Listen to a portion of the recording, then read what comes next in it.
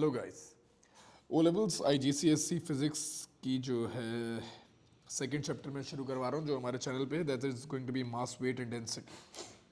अच्छा बेटे, term mass की बात करें तो mass is amount of matter in a body, amount of substance in a body. ठीक है, मास क्या होता है? It is the measurement of inertia. यार, मास को मैंने बोला amount of matter in a body. एक ऑब्जेक्ट में कितना मवाद है, कितना माल है, कितना मैटर है, दैट इज कॉल्ड मास। ठीक है, एक पत्थर की मिसाल लेता हूँ, वो इतना सा थोड़ा भारी होता है, उसमें माल, उसमें एटम्स की तादाद ज़्यादा है, उसका मास ज़्यादा होगा। तो जितने ज़्यादा एटम्स होंगे किसी भी चीज़ में, जितना मैटर होगा किसी भी चीज़ में, उसका मास उतना ज़्यादा होगा। यहाँ पे एक स्टेटमेंट और मैंने मेंशन की है that it is the measurement of inertia. तो इनर्शिया क्या होता है? Will come to that in a bit. पहले मैं थोड़ी सी बात मास की और कर लूँ कि that mass is measured in kilograms. इसका ऐसा यूनिट जो है दैट इज केजी, किलोग्राम्स में मेजर किया जाता है। और it is measured by two things. Number one, beam balance, जो तराजू होता है, जो अक्सर आप लोगों ने सब्जी वालों के पास देखा होगा। Number two, that is electronic balance, जो आप लोगों ने स्वीट की शॉप्स वगैरह पे इलेक्ट्रॉनिक बैलेंस देखा होगा। अच्छा, द टर्म इनर्शिया जो है बेसिकली ये है, it is a tendency of a body to resist change in state. अब इनर्शिया को समझते हैं कि हर मास अपनी स्टेट को चेंज करने से रेजिस्ट करता है। जिस बॉडी का मास ज़्यादा होता है उसकी रेजिस्टेंस ज़्यादा होती है टू चेंज स्टेट, जिसका कम होता है उसकी रेजिस्टेंस कम होती है। If an object is at rest, for example एक बहुत बड़ा पत्थर है, वो रेस्ट पोजीशन पे पड़ा हुआ है, तो उसको हिलाने के लिए हमें बहुत ज़्यादा फोर्स देनी पड़ेगी। तो that's basically inertia. In other words, for example अगर मैं गाड़ी में मूव कर रहा हूँ एंड एकदम से मैं ब्रेक लगाता हूँ तो मेरी बॉडी आगे लीन ऑन करती है, क्योंकि मेरा जो बॉडी है, मेरी जो मास है, उसने उस मोशन को अडॉप्ट कर लिया था। एकदम से ब्रेक लगी, उसने रेजिस्ट किया, उसके चेंज को स्टॉप होने से रेजिस्ट किया और वो आगे आए एकदम से। तभी वो लिफाफे या फाइल्स या बैग वगैरह अक्सर एकदम ब्रेक पे नीचे गिर जाते हैं। इट इज़ जस्ट बिकॉज कि भाई वो एकदम से चेंज इन स्टेट को जो है वो रेजिस्ट करता है all the mass, and this phenomena is known as inertia. तो ये हमने चंद बातें की इनर्शिया की। जितना ज़्यादा मास होता है उसका इनर्शिया उतना ज़्यादा होता है। इनर्शिया की वजह से ही सीट बेल्ट्स बताते हैं कि भाई सीट बेल्ट्स रखें, एयर बैग्स वगैरह भी, देर ऑल बिकॉज ऑफ इनर्शिया। याद रखिएगा, सीट्स जो होती हैं, पैसेंजर सीट्स पीछे वाली, उसके सामने फोम लगा होता है ताकि किसी का मुंह पे ना लग सके। तो ये सब चीज़ें जो है इनर्शिया की वजह से ही होती हैं। इनर्शिया की एक बड़ी बेसिक सी मिसाल और भी ले लेते हैं कि अगर आप याद रखिएगा, लेट्स सपोज एक कप लीजिएगा आज अपने पास, ठीक है, उस कप के ऊपर जो है एक कार्ड शीट रख लें या पेपर रख लें और उसके ऊपर कोई ऑब्जेक्ट रख लें। इस कार्ड शीट को एकदम से पुल कीजिएगा यूं करके, तो व्हाट वुड यू ऑब्जर्व कि ये मास इसके अंदर गिर जाएगा। अगर मैं स्लो स्लो मूव करूंगा, इसको स्लोली स्लोली मूव करूंगा, तो this mass will move with the paper. But अगर मैं एकदम से इसको मूव करूंगा तो मास विल गो डाउन, क्योंकि इनर्शिया की वजह से इसने उस चेंज इन स्टेट को रेजिस्ट किया और रादर इट वेंट डाउन, कि अपनी जगह पे स्टैटिक रहा। तो ये चंद बातें हमने इनर्शिया की कर ली, मास की कर ली। मास क्या होता है? Amount of matter in a body. किस में मेजर किया जाएगा? किलोग्राम्स में। किस चीज़ से मेजर किया जाएगा? डिजिटल बैलेंस या फिर बीम बैलेंस से। नेक्स्ट स्टेटमेंट पे आते हैं। बेटा, अगली स्टेटमेंट हमारे पास रहेगी ग्रेविटेशनल फील्ड की। ग्रेविटेशनल फील्ड क्या होता है? It is the region in space around a mass where another mass experiences a force. Gravitational field एक रीजन है इन स्पेस, किसी भी मास के अराउंड, एक मास के अराउंड एक रीजन इन स्पेस है जहाँ पे कोई और मास फोर्स एक्सपीरियंस करता है। फॉर इंस्टेंस, अगर मैं लेट्स सपोज कहता हूँ एक प्लैनेट है, तो इस प्लैनेट के बाहर जो होगा एक रीजन होगा जहाँ तक ये एक फोर्स एक्सपीरियंस करेगा। ठीक है, इस प्लैनेट का एक रीजन। अब इस रीजन में मेरे पास, मैं कहीं पर भी मास रख दूं तो वो इनवर्ड्स अट्रैक्ट होगा। और ये जो मैं बना रहा हूँ, ये मैं basically I am drawing gravitational field lines. What is gravitational field? Is a region in space around any mass where another mass experiences a force. और जहाँ पे तक बात रही इसकी, तो ये हमारे पास एक प्लैनेट या किसी भी मास के अराउंड रीजन होता है। लेट्स सपोज ये फील्ड लाइंस जो हैं, ये फील्ड लाइंस रिप्रेजेंट करती हैं डायरेक्शन ऑफ द फोर्स को। अगर मैं एक ऑब्जेक्ट को यहाँ रखता हूँ, definitely it will go inwards, यहाँ वाला ऑब्जेक्ट भी इनवर्ड्स जाएगा, यहाँ वाला ऑब्जेक्ट भी इनवर्ड्स जाएगा। तो it is a region in space around a mass जहाँ पे कोई और मास फोर्स एक्सपीरियंस करता है, और ये फोर्स हमेशा इनवर्ड्स होती है। और field lines basically represents direction of the force. जितना ज़्यादा मैं ऑब्जेक्ट से दूर जाता जाऊँ तो फील्ड लाइंस में गैप भी इंक्रीज होता जाएगा, जितना दूर जाता जाऊँगा वो गैप इंक्रीज होता जाएगा। तो the gap between the field line tell us the strength of the field.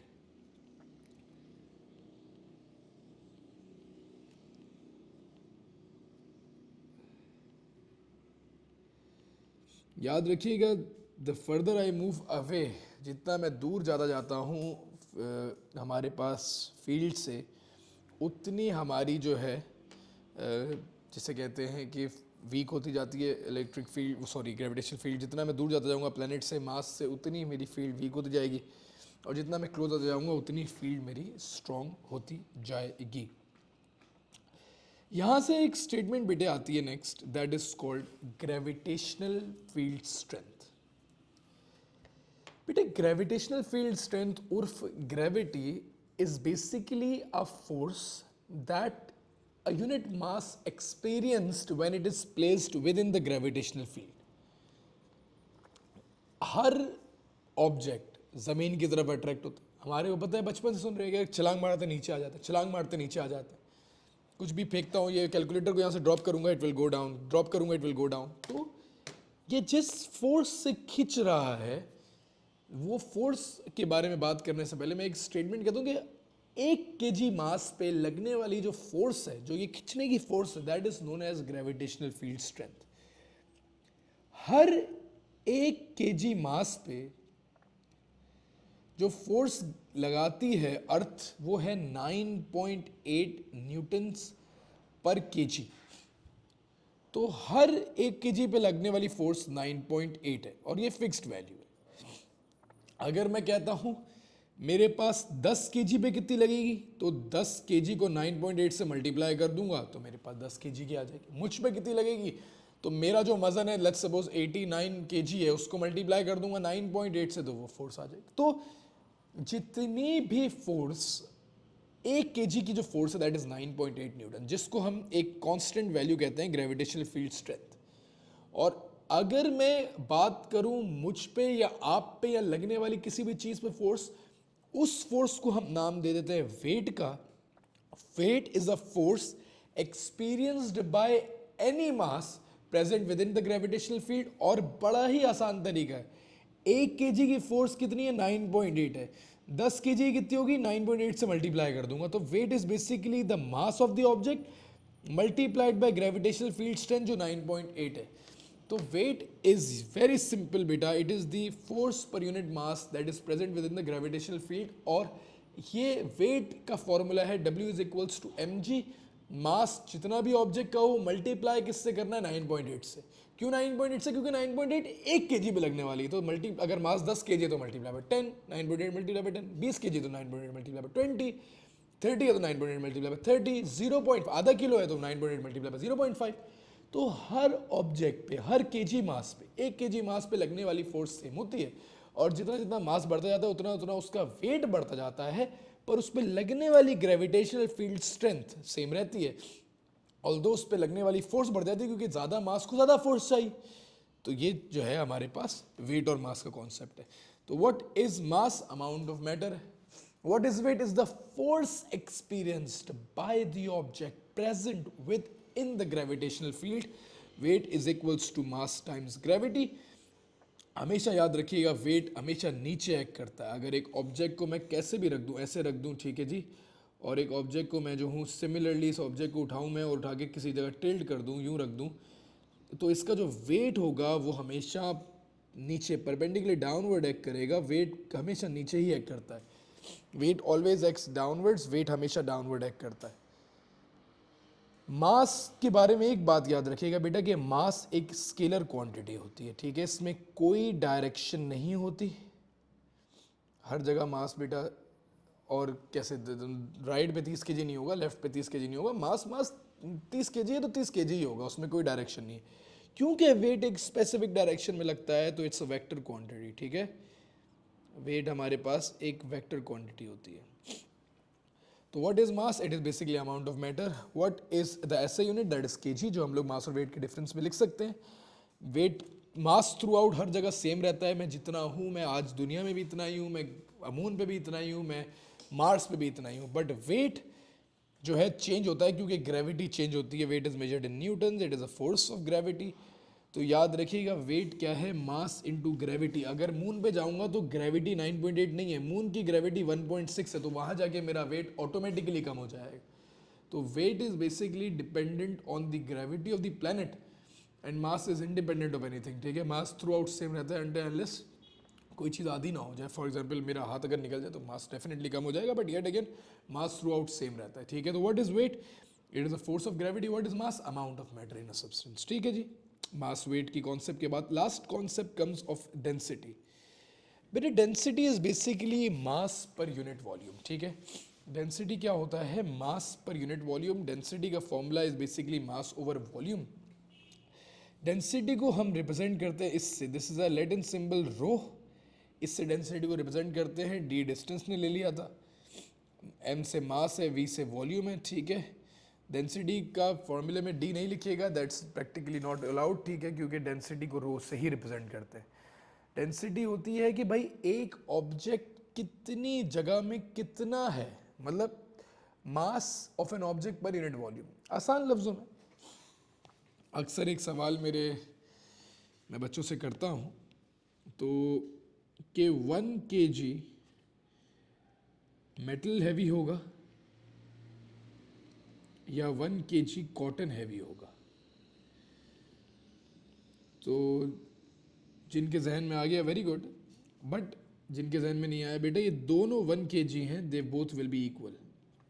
फर्क क्या है कि मेटल इतनी सी जगह में 1 kg आ जाएगा और कॉटन को बहुत ह्यूज जगह लगेगी, क्योंकि कॉटन की डेंसिटी कम है। For the same amount of mass, तराजू पे आलू और लोहा जब तोलते हो तो आलू अच्छे खास से आते हैं, लोहे का वो इतना सा रखता है, क्योंकि आलू की डेंसिटी कम है। It takes more aloo to make 1 kg, और मेटल क्योंकि डेंस ज़्यादा है तो इतनी सी जगह में उसमें number of atoms per unit volume ज़्यादा है, it's denser as compare to potatoes. तो बेटे ये है हमारे पास कॉन्सेप्ट ऑफ डेंसिटी। इस डेंसिटी में हमारे पास बेटे दो तीन चीज़ें आती हैं। Number one is how to measure the density of regular shaped object. तो guys density basically how to measure the mass of, सबसे पहले बेटा रेगुलर शेप ऑब्जेक्ट के लिए देखो डेंसिटी में हमें दो चीज़ें चाहिए, एक मास चाहिए, दूसरा क्या चाहिए? वॉल्यूम चाहिए। तो अगर मैं मास की बात करूं तो मास हमें कौन दे देगा? इलेक्ट्रॉनिक बैलेंस दे देगा, डिजिटल बैलेंस दे देगा। तो जो इलेक्ट्रॉनिक तराजू है, जो रहमत चीनी वगैरह पे दुकानों में पड़ा होता है, जिसमें हम मिठाई रखते हैं, बता देता है, उसकी मदद से मुझे क्या मिल जाएगा? मास मिल जाएगा किसी भी ऑब्जेक्ट का। अच्छा जी, वॉल्यूम रेगुलर शेप्ड ऑब्जेक्ट के लिए बेटा मैं फॉर्मूले से निकाल लूंगा। अब फॉर्मूला क्या क्या हो सकता है? अगर मैं क्यूब की बात करूं तो क्यूब का फॉर्मूला था लेंथ एल क्यूब। क्यूबॉइड का आप लोग याद करें तो length into breadth into height. अगर आप याद करें स्फेयर का 4/3 पाई आर क्यूब। अगर आप लोग याद करें उसका सिलेंडर का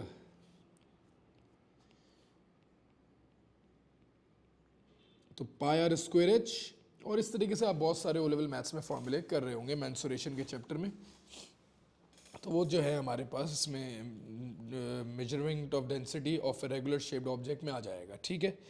तो सबसे पहले आपने इलेक्ट्रॉनिक बैलेंस की मदद से मास निकाला, डायमेंशंस को मेजर करके फॉर्मूला लगाया, जो भी शेप है उससे हमारे पास वॉल्यूम आ जाएगा। आखिर में आपने उसको मास की जगह पे प्लग इन किया फॉर्मूले में, वॉल्यूम को वॉल्यूम की जगह पे प्लग इन किया, and you calculated the value of the density, and that's what it is, ठीक है। ये हमारे पास एक रेगुलर शेप के लिए आ गया। अब बात करते हैं इरेगुलर शेप के लिए। बेटे इरेगुलर शेप फॉर एग्जांपल इस माउस की डेंसिटी निकालनी हो, इरेगुलर शेप फॉर एग्जांपल इस माइक की डेंसिटी निकालनी हो, तो इरेगुलर शेप के लिए स्टिल मास मेजर करने के लिए हम लोग इलेक्ट्रॉनिक बैलेंस को ही यूज़ करते हैं, ठीक है। Mass is still measured by electronic balance, mass के लिए इलेक्ट्रॉनिक बैलेंस ही यूज़ होगा। वॉल्यूम का काम थोड़ा सा इंटरेस्टिंग है। वॉल्यूम जो है निकालने के लिए we have got two methods. Liquid displacement method को यूज़ करते हैं, दो मेथड हैं, ठीक है। मैं दिखाता हूँ। नंबर वन, हम क्या करते हैं, एक मेजरिंग सिलेंडर में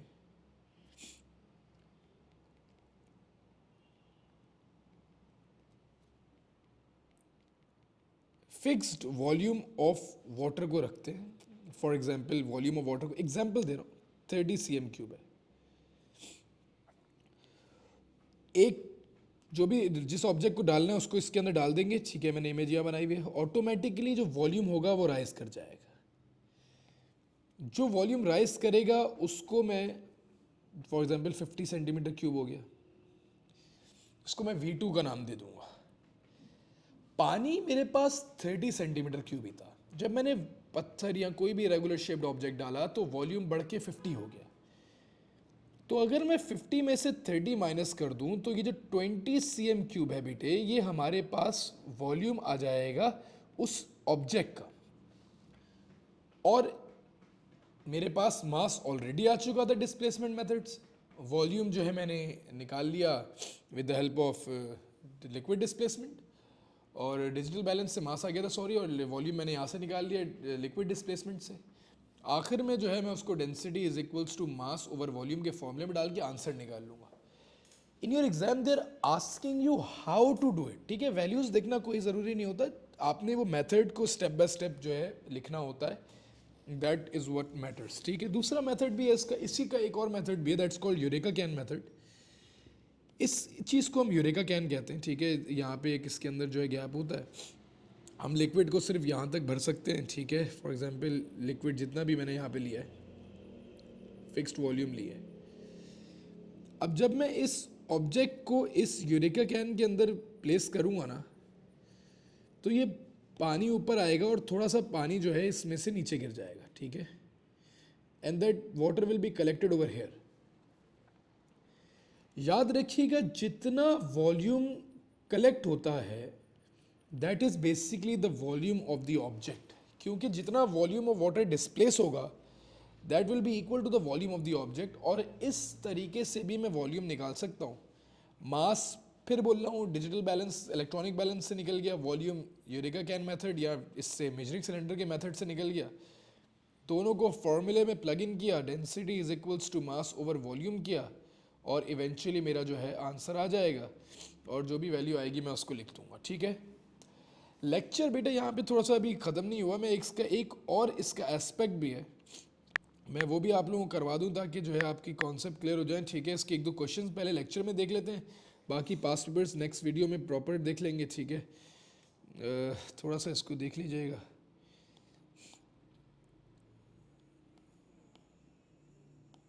एक तो ये क्वेश्चन था defined density, what is density meant by density, या defined density is basically density equals mass per unit volume.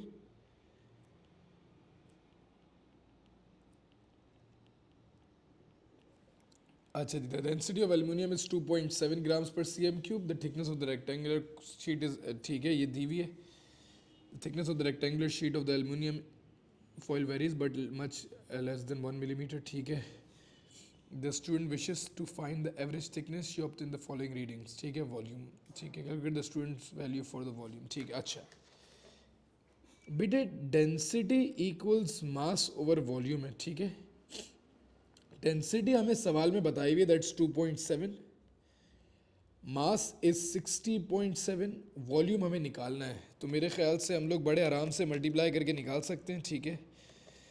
एक चीज़ यहाँ पे ऐड कर दीजिएगा, 22.5 आ रहा है वॉल्यूम। कि डेंसिटी को मेजर करने के लिए वी यूज़ टू ऐसा units. Number one is KG पर मीटर क्यूब एंड ग्राम पर सेंटीमीटर क्यूब, ठीक है। दोनों यूज़ हो सकते हैं, दोनों यूज़ होते हैं पास्ट पेपर्स में। वॉल्यूम आ चुका है, ठीक है जी। और अगले पार्ट में जो है थिकनेस निकालनी है। वॉल्यूम आ चुका है, लेंथ दी हुई है, विड्थ दी हुई है। Volume is equals to LBH। Sheet is basically cuboid, thickness निकालनी है, लेंथ मैं जो हूँ 50 ले लेता हूँ, विथ जो है 30 ले लेता हूँ, थिकनेस इज अननोन, और वॉल्यूम की जगह पे वॉल्यूम की जो वैल्यू है 22.5 पुट कर देता हूँ, ठीक है जी। 22.5 डिवाइडेड बाय 50 टाइम्स 30 कर दूंगा बेटा, मेरे पास जो वॉल्यूम आ जाएगा, थिकनेस आ जाएगी, सॉरी 0.015 आ जाएगी सेंटीमीटर है, ठीक है जी। अगला पार्ट इसका इससे थोड़ा सा लिंक नहीं है, ठीक है, तो मैं उसको अभी फ़िलहाल नहीं देख रहा, मैं आपको एक दो क्वेश्चंस और करा दूं। An archaeologist digging at an ancient site discovers a spoon. The archaeologist hopes that by determining its density, she will be able to identify the metal.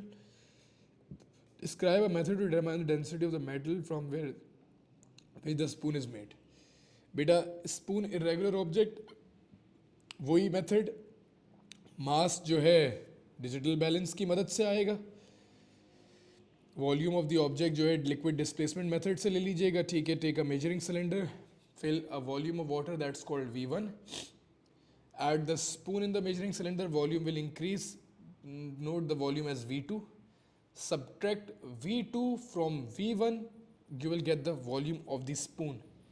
At the end, plug in the formula, density is equals to mass over volume, and get the density of the spoon, ठीक है। मैं फिर repeat करता हूँ, English में बोल रहा हूँ, ठीक है, इसको नोट डाउन खुद से कर लीजिएगा। Mass will be measured by digital balance, volume will be obtained by liquid displacement balance method.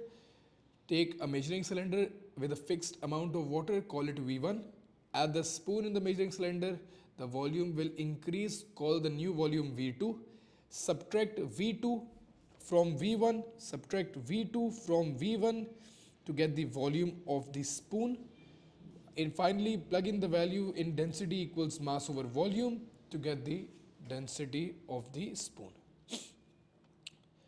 A student wishes to determine the density of a small irregular shaped stone. Same method is, but इसमें सिर्फ जो है with the aid of the label diagram describe the experiment to determine the volume, सिर्फ volume निकालनी है।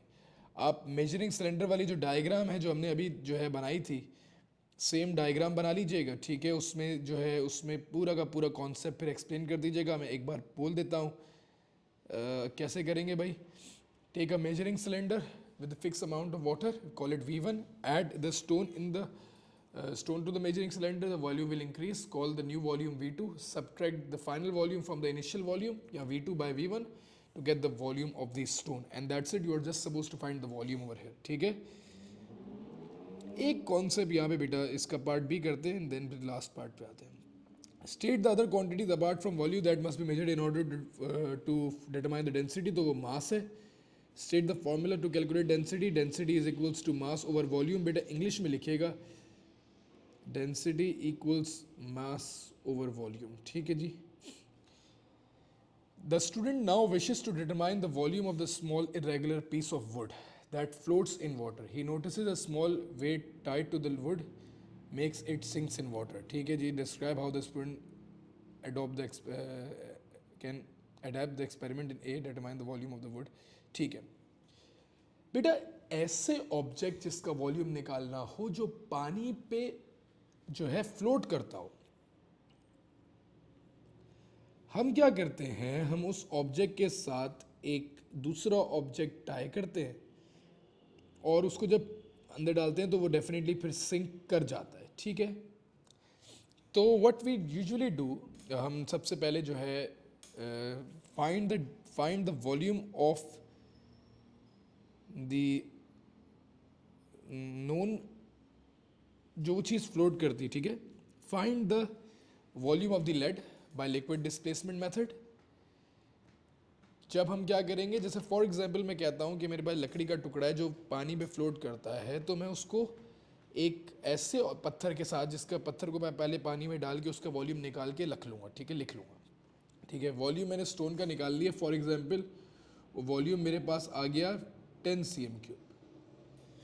फिर मैंने उस लकड़ी को स्टोन के साथ बांधा और जब मैंने इसको पानी में डाला तो मेरा जो वॉल्यूम इंक्रीज हो रहा था वो हमारे पास 30 cm3 इंक्रीज हुआ, ठीक है, फॉर एग्जाम्पल। तो जो मेरा वॉल्यूम ऑफ स्टोन है दैट इज 10, तो लकड़ी लाजमी सी बात है अब मैं जितना वॉल्यूम इंक्रीज हुआ उसमें से वॉल्यूम ऑफ स्टोन माइनस करूंगा, तो जो बचा हुआ वॉल्यूम होगा that will be the volume of the wood. तो you have to subtract the volume of the known object, lead का वॉल्यूम सब्ट्रैक्ट करेंगे by the total displaced volume to get the volume of the wood. ठीक है, ये एक बार आया था life में क्वेश्चन इस तरीके से, और इसमें हिंट दी हुई थी, तो most of the students were able to do it. मैंने कहा थोड़ा सा इसको गाइड कर दूं आप लोगों को. अच्छा जी, ये एक और क्वेश्चन है, देख लीजिएगा. इसमें डेंसिटी किस तरह मेजरमेंट करनी है, 5 नंबर का सवाल आ जाता है. इस चीज़ों को देख लीजिएगा. ठीक है, एक वेट का कॉन्सेप्ट कर लेते हैं यार, थोड़ा सा वेट का देख लेते हैं. इसको क्वेश्चन अच्छा है, ये बहुत अच्छा क्वेश्चन है. A weight of the water is in the cylinder A is 80 kilo newtons. 80 kilo newtons का मतलब होगा बेटा 80,000 न्यूटन्स. ठीक है, मास निकालना है. W is equals to M G का फॉर्मूला है, वेट 80,000 दिया हुआ है बेटे, मास नहीं पता, ग्रेविटी इज 9.8. ठीक है, तो 80,000 डिवाइडेड बाय 9.8 करूँगा, मेरे पास जो है इस ऑब्जेक्ट का मास आ जाएगा, दैट इज़ 8160 के जी किलोग्राम्स कर देते हैं. ठीक है, the density of the water is 1000. Density दी हुई है पार्ट बी में, calculate the volume of the water in cylinder A. Density is equals to mass over volume. Density 1000 दी हुई है, मास 8160 है, वॉल्यूम निकालना है. तो बेटा 8160 डिवाइड हो जाएगा 1000 से, and the volume will be 8.16 metre cube. ठीक है जी, ये इस तरीके से भी आ जाता है. खैर फर्दर ऑन पूरे पासवर्ड्स को एक वीडियो में करते हैं. ठीक है, लेट्स कीप इट हियर.